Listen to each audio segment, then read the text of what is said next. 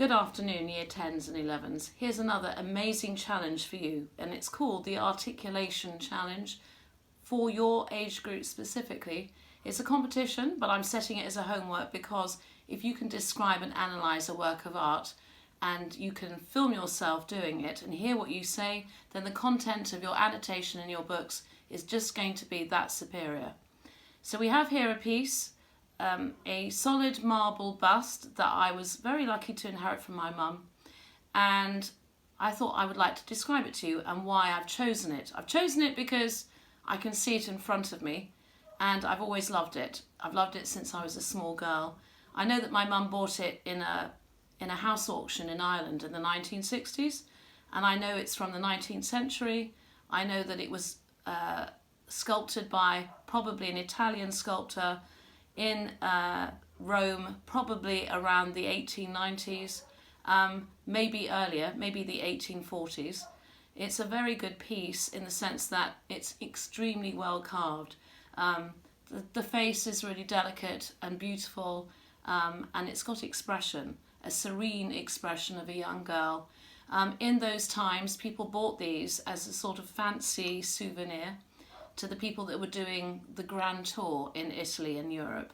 That period was quite a long time where people, only the very rich travelled and could carry back something that actually weighs a lot. So it's what we call a bust, even though you'd see just the top part of her shoulders and her head and neck. And the dress that she's wearing is that of perhaps a Renaissance figure. But actually it also looks a bit Victorian with the ringlets in her hair. So to be able to carve a piece like this in solid marble takes great skill. So even the details of the clothing, you can see the pattern that's been incised on the top.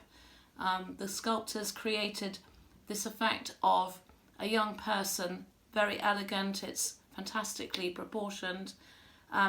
We think the base is made from another marble, perhaps green marble or onyx or granite, and it's just a lovely piece. If I slowly turn it round, you can see it looks just as magnificent behind.